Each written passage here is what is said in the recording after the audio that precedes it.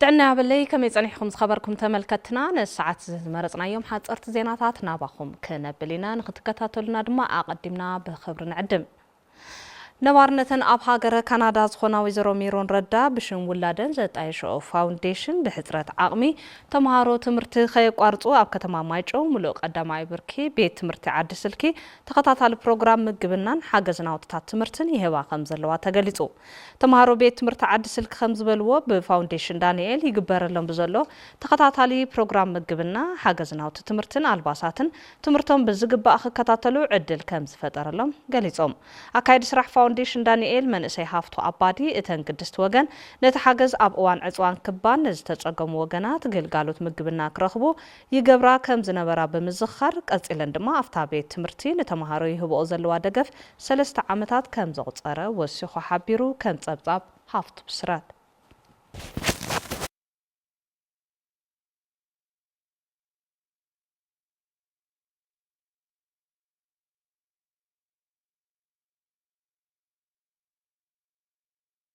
بمتحوار بيرو قدايات كوميونيكيشن تقراي بخنات نموقاد مس حبرت سب بمتحوار كسراح يقباء بزبل تيما اب كتما عبي عدي زيت محبر سب تخايدو بمليون زغصار حزبي اب دخنات انتميت النهالوة كابهالن امنت موصاء زقبر زلو بخنات دو نمبال مرحتا هايمانوت ميدياتاتن قالوت مدرك تأكالاتن تخرتي وم كسرحلو خمز قباء مكتل حلافي بيرو قدايات كوميونيكيشن تقراي دكتور قبرو كحساي قليصوم علما نايت زيت حدورن حدش تبرز تباهلتات النات تفطروا عم دخام ايكونومين مبراز ባህልን ተጽዕኖ ከም ዘለዎ ግንዛበ ብምፍጣር እቲ ጸገም ንምፍታሕ ምስ መድረክ ተኣካላት ምስራሕ ከም ዝኾነ ተገሊጹ ኣብቲ ዘተ መበገሲ መመያየጢ ጽሑፍ ዘቕረቡ ኣይተ ሃይለ ኪሮስ ካሕሳይ ኣብ ትግራይ ዘሎ ብኽነት መንቀሊኡ ኣነ ካብ መን ይንእስ ከይብሉንን ዝጸንሐ ባህልን ዘይምሕዳግን ዝኣመሰሉ ጉጉይ ኣተሓሳብ ስባታት ከም ዝኾነ ገሊጾም ከም ጸብጻብ ቢሮ ጉዳያት ኮሚኒኬሽን ትግራይ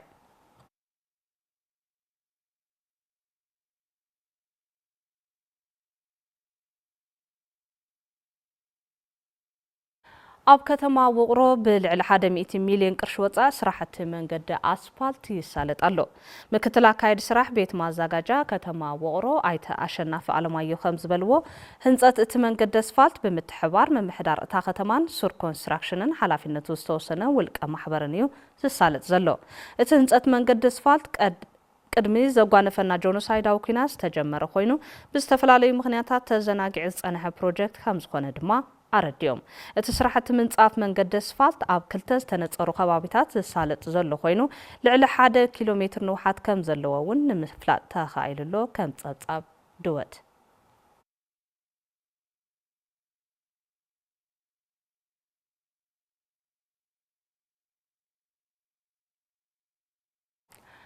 منبر وتادراو منግስት ሱዳን ዝኾነት ወደባዊት ከተማ ፖርት ሱዳን ሳልሳይ ተኸታታሊ መዓልቲ ደብዳብ ሰብ አልቦ ነፈርቲ ተፈጽሞ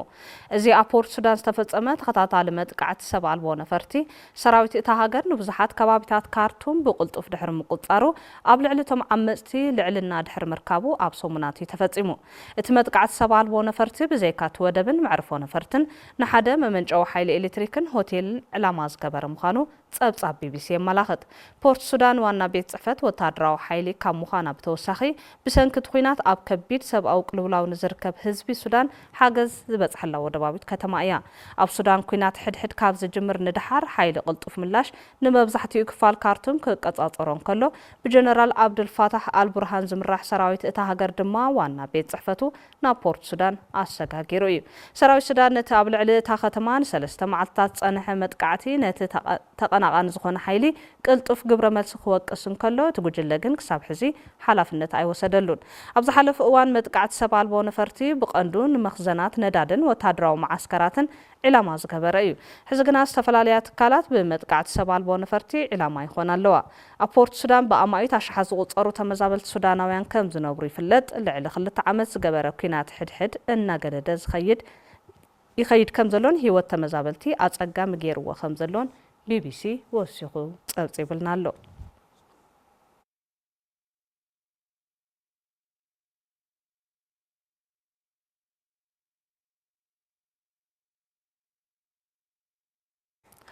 እስራኤል ብዕጡቃት ሁቲ ዝተፈጸመላ መጥቃዕቲ ሚሳኤል ግብረ መልሲ ሂባ ሰራዊት እስራኤል ኣብ ወደባዊት ከተማ ሁዴይዳ ዝርከቡ ወታደራዊ ዕላማታት ሁቲ ዝርከቡ ሰለስተ ማእኸላት መጥቃዕቲ ከም ዝተፈጸመ 30 ዝኾና ወታደራዊ ነፈርቲ እስራኤልን ኣሜሪካን ኣብቲ መጥቃዕቲ ከም ዝተሳተፋ ቢቢሲ ፍሊጡ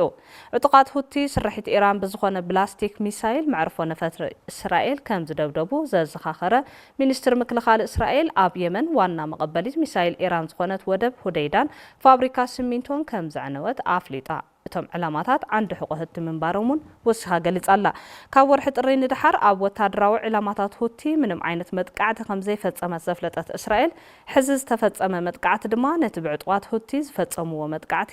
ግብረ መልሲ ምዃኑ ከም ዘፍለጠ አልጀዚራ ጸሪሑ ገብረ እግዚአብሔር ኃይሉ ጸብጺብልና ኣሎ